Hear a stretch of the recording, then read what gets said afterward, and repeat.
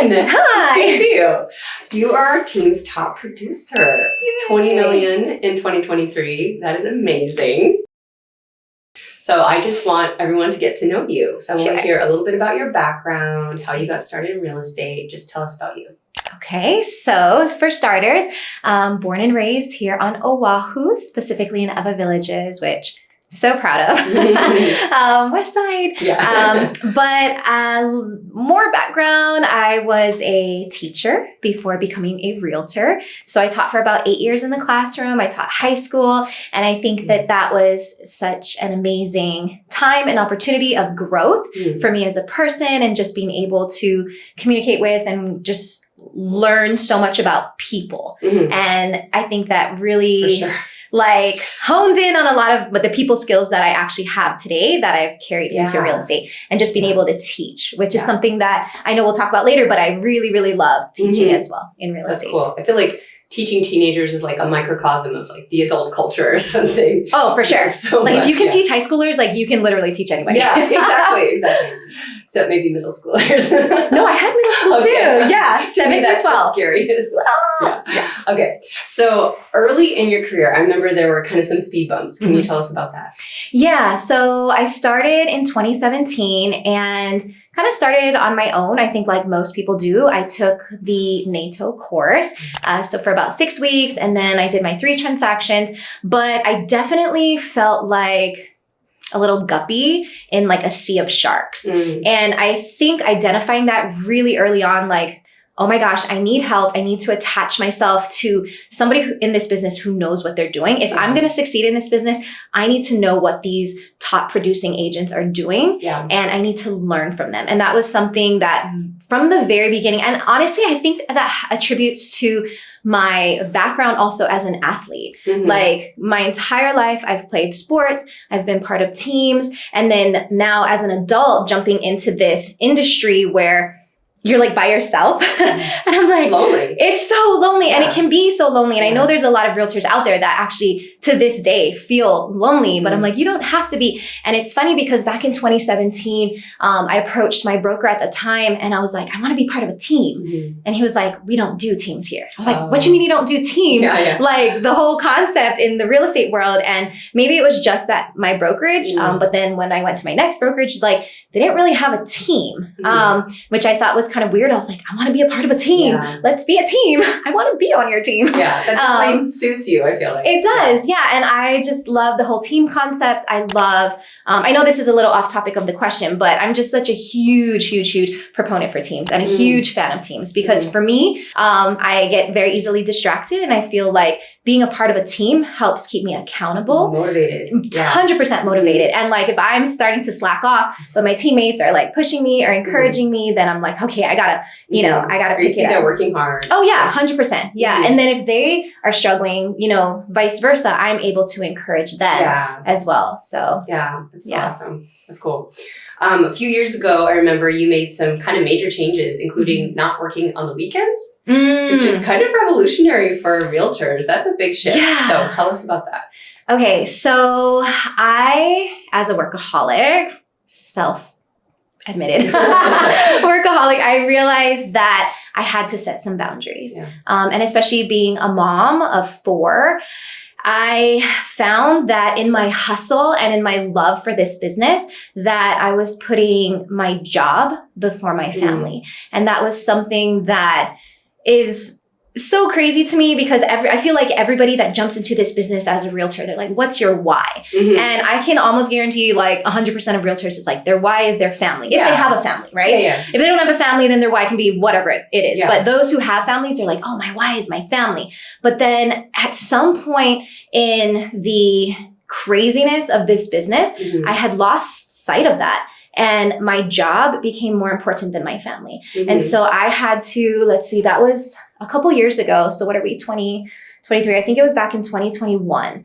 And that was when the market was so crazy. And I was That's a hard time to make that decision. And I was like, pause. I cannot be working on the weekends because with 4 kids in sports, every Saturday we had something and I was realizing like, shoot, I'm missing out on like my kids' games and performances and this and that. I'm like, it's not even worth it. Right. Like, what am I doing? Right. You know, so that was just a huge kind of reality check for me that if I'm going to put my family first, then I have to have boundaries and I have to not work on weekends. But that doesn't mean that work wasn't happening on weekends. Right. So I had to, you know, kind of humble myself because I like to be involved in everything and I like to do everything. All of it. Yeah. I just like to be in everything. I just had to rely on, again, going back to the team, my teammates. And I was like, hey, is anybody available to do this showing? Is anybody available? Sit my open house. Sit open houses. Exactly. And so I had to really rely on other people.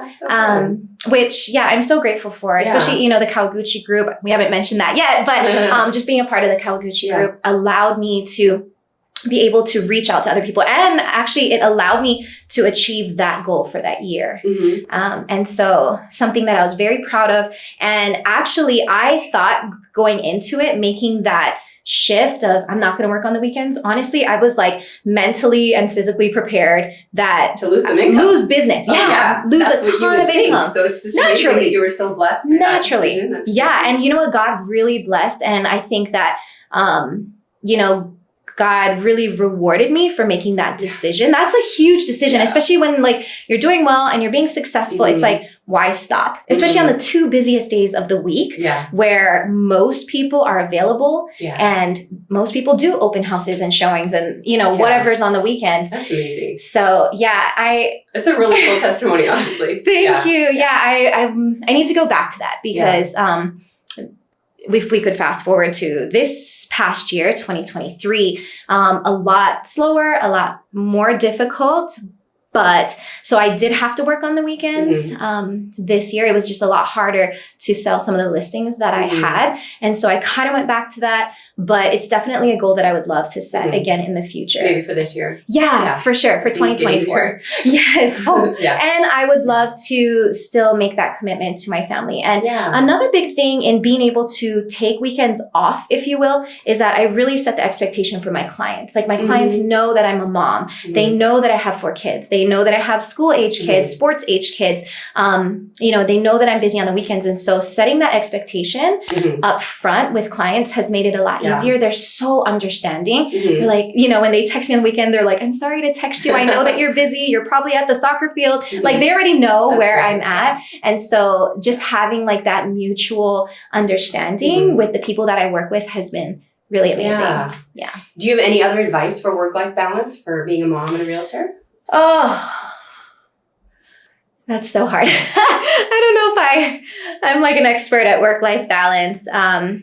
Definitely as a yes person, I think just with my personality, I love to serve people and I love to just meet do everything. Yes. And exceed those expectations. You know, I want to be everything for everybody at all times. And I had to, talking work-life balance, like I had to put boundaries and I had to learn to say no. And I'm still learning to say no. Like 7 years in this business, I'm still learning to say no to certain things. And, but as far as work-life balance, I think one of the biggest things that I've done is prioritize and to schedule things.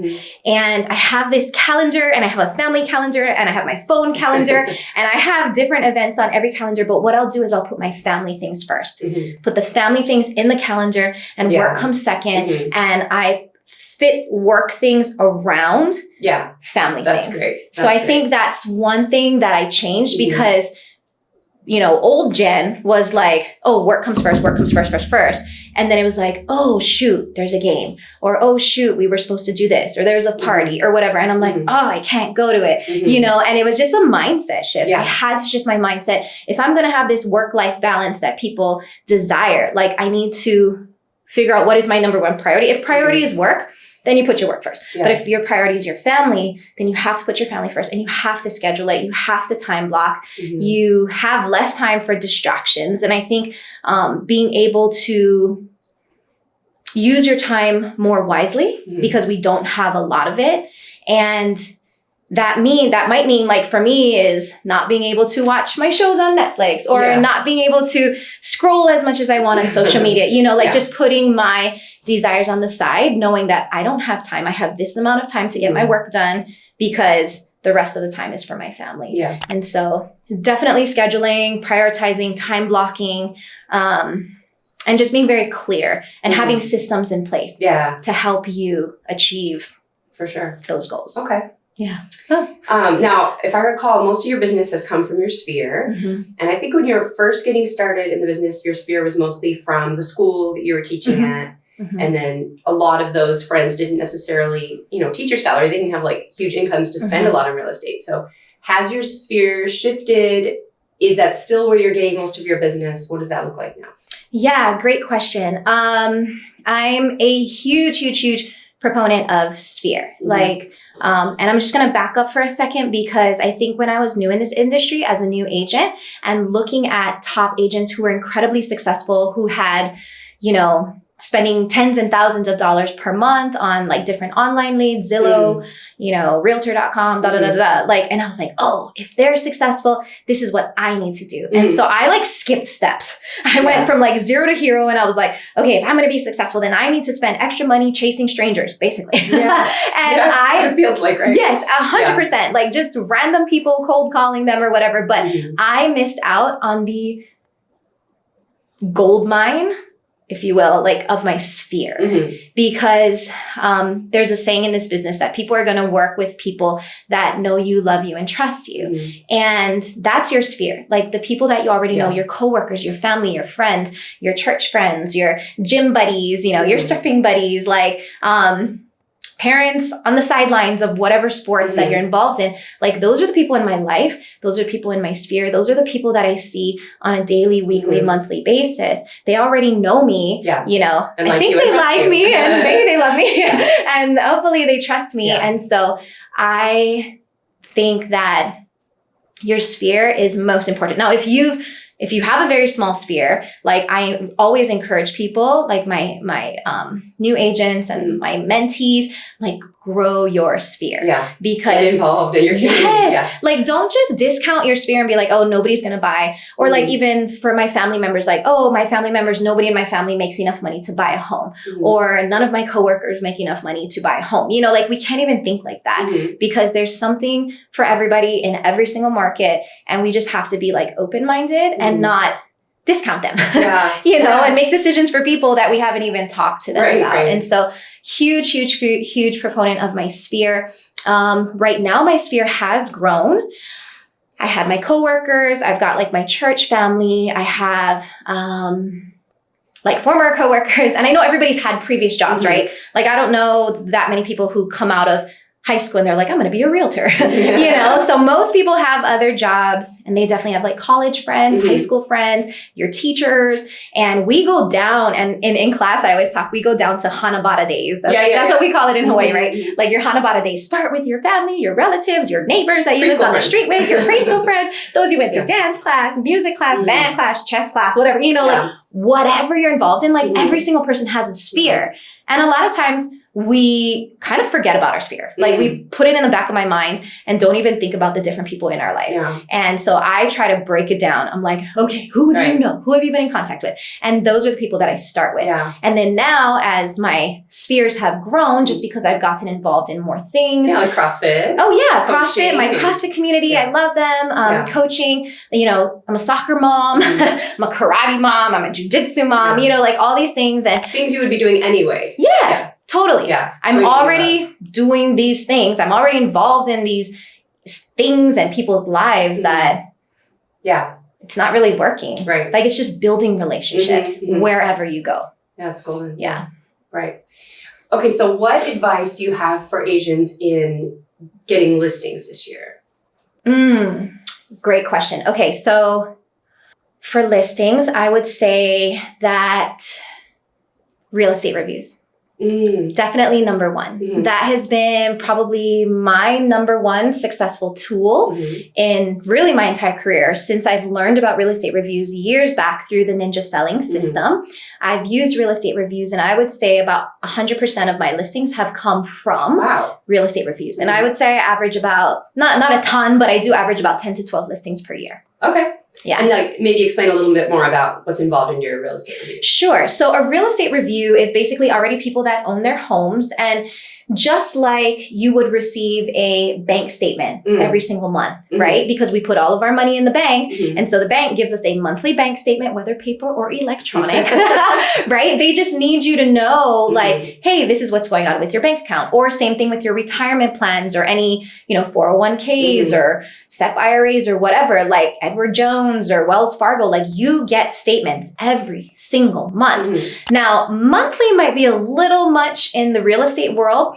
but a real estate review is basically a financial review of the value of your property year after year. Yeah. And so I try to send those out at least once a year to my clients.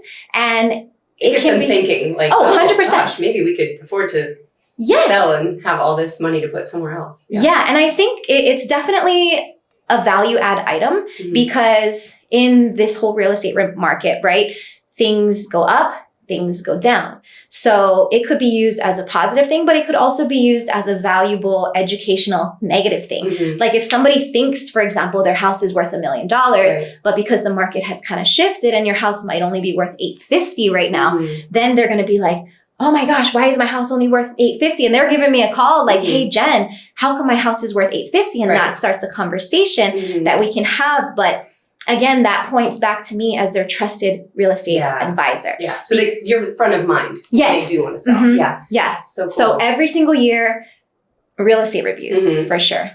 Okay. Now, it seems like you're mentoring a lot of agents right now. You have like a weekly class for them. So tell me about that. I've heard it's wonderful. Yeah, so fun. Oh my gosh, I love our Tuesday classes. So we meet every Tuesday morning from 8:30 to 10. We can either meet in person or we do go live on Zoom. So if you're, wherever on vacation or not even in Hawaii, you can jump in and be a part of that as well. But basically, it's a community, right? Because we can be lonely as realtors. So it definitely provides a community. And we've built this, almost going on 2 years now, which is crazy. Has it been that long? It has been that long. So consistently, almost 2 years, just consistently showing up and providing value every single week. And there's education, there's training, there's mentorship, there's accountability. And then there's just rawness, right? Because we are in an experiential business. And it's virtually impossible for you as an individual agent to experience everything. It's impossible for me as an agent to experience everything. And so to come together with a group of agents that are actively working in real estate, who are having different experiences with different transactions, and to bring that, like the good, the bad, the ugly, and to share that and to learn from it, I think has just been super powerful. Yeah. That's so cool. What do you think? What do you think sets apart a true top producer like you from the rest of the agents? Like, what is that? What is the sauce you're bringing? What's my secret sauce? Yes. What sets apart a top producer from a regular agent? I would say 3 things.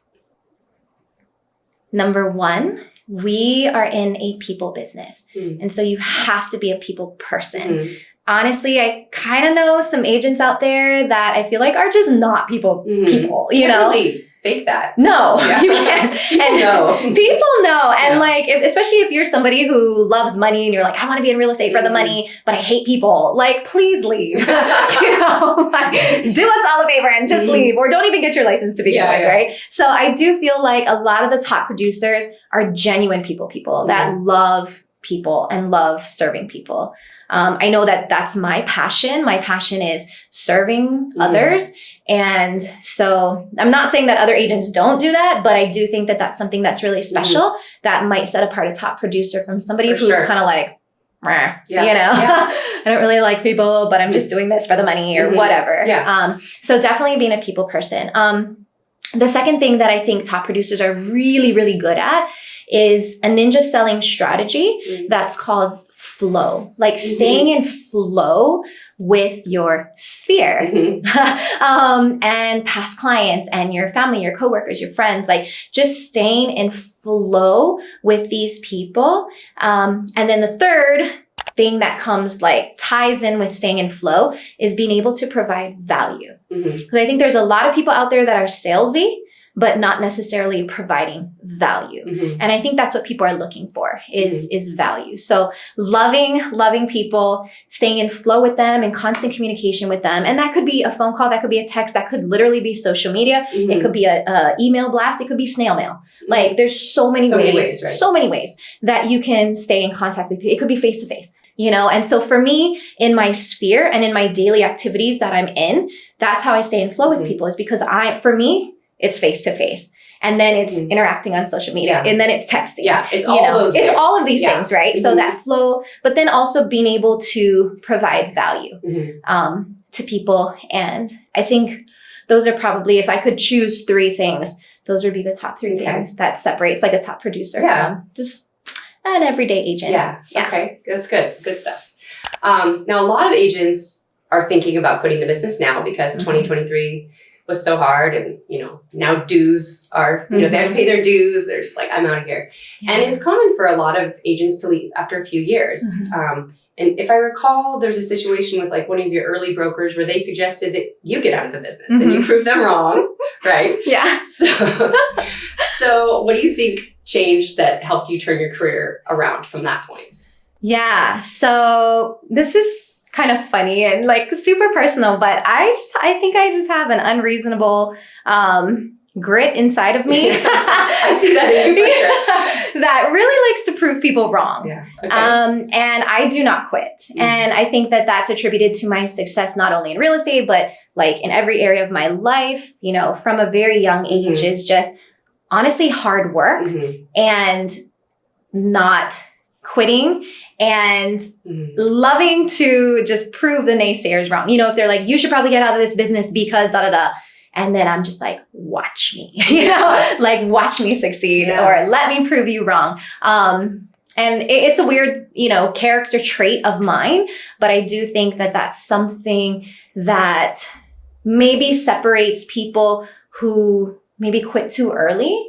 They're maybe unwilling to put in the work or maybe unwilling, because a lot of this generation, I think we are prone to instant success and just having the patience and the understanding that success takes time and success takes hard work. And I remember something that Elena Cardone had shared at EXPCon about a year or 2 ago. She said that you can never compare your chapter 1 to somebody's chapter 20. I remember her saying that. Do you remember that? Yes, I do. And that was so pivotal for me. Moment, It was. It really was, because I'm over here, especially as like a really motivated, hardworking, like new agent, thinking, okay, they're successful. What are they doing? I'm going to do exactly what they're doing. But it's like, whoa, wait, like you forgot steps 1, 2, and 3, and I'm trying to jump chapters. Exactly. I was in a different chapter. And a lot of times you have to go through the maybe not fun stuff. You have to go through the training. You have to go through the mentorship. You have to go through the mistakes, in order to learn from and to grow from those. And so, I think my success here, fast forward, 7 years from where I was back in 2017, is just a lot of hard work, not quitting, and just wanting to prove people wrong, and just wanting to be the best in everything that I did, do everything with excellence, and to serve my clients to the absolute best of my ability, and to not just like meet their expectations, but to like exceed their expectations. So you definitely seem like you're doing that. I try. Okay, what would you tell 10 years younger Jen? Oh, sit down with her today. Shoot. 10 years younger Jen. Okay, it's 2024 now. Shoot, 2014. How old were you? 10 years ago, 26 years old, because I'm 36 now. But I'll be actually, I'm turning 37. Yeah, next month, turning 37. So I would have been like 26, 27-year-old Jen. But I was pregnant with my second child during that time. But what would I tell my previous self? One, to get into real estate sooner. Yeah, right. I think, honestly, I really think that that's like one thing that every realtor, like their biggest regret is, shucks, how come I didn't do this earlier? And then the second thing, if you are an EXP agent, I think another huge regret is, I should have joined EXP earlier. I wish we'd known. I wish we would have known. Because I think EXP started, 2017 maybe? That sounds about right. Yeah, so I'm like, oh man, 2014 Jen, should have been a realtor in 2014 and then joined EXP when it first started in 2017. Yeah, that's a good answer. And I probably would have hopefully found CrossFit before then too, just because that's been a huge part of my life and just my health and my strength and just motivation. And of course, my family and my sphere and my friends that have become family. So definitely one thing for sure is to be probably a realtor sooner. But you know what? I feel like everything happens in perfect timing, right? So 10 years ago, 2014 Jen, like I feel like I was going through what I needed to go through and those growth periods to get me to where I am today. So I don't know, as much as I would go back and maybe change things, I feel like things happened the way that they were supposed to and in the timing that they were supposed to happen. So although I would go back and maybe start real estate sooner, I just worked it all out there. That's right. Absolutely. God had a plan and his perfect timing and Okay. Now, what are you doing to grow your business right now? What are you focused on in that regard? Okay, so start of a new year, 2024. One of the biggest things I think that I'm going to start doing again is going back to the ninja selling system. That's powerful. It's super powerful and it's definitely a system that works. And this is super funny, but in the last 7 years, I've done faithfully the ninja selling system 3 different times. And in those 3 times... Like 3 transactions? Or? No. Like 3 different series of... periods of time. Periods of time where I consistently did the Ninja 9 and the Ninja selling system.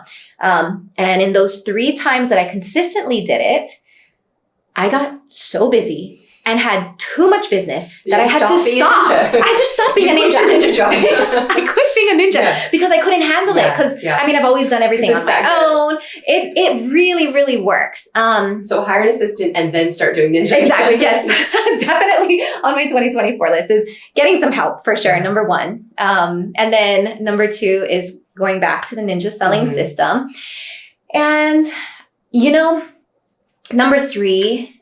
I don't think I've shared this yet with anybody out loud, but I have it written down everywhere, is I need to stay focused because as a mom of 4 and, wife and just involved in all these different things, a coach, a mentor, blah, blah, there's just so many things that can distract me from staying focused on my goals. And so what is going to help me grow my business this year is having less, I think I had this vision board. If you looked at my vision board from last year, 2023, it had 15 things on it. Oh, okay. And that's just too much because then I'm trying to focus on this and this and this and this and this and this. I'm there's just too many things to focus on. And so I think this year I have 2 things to focus on that I'm using the word focus for. And number 1 is growing my revenue share organization with EXP. So that's a unique opportunity with EXP. But second of all, ninja selling system and just staying in flow with my people. And hopefully not quitting if I get too busy, but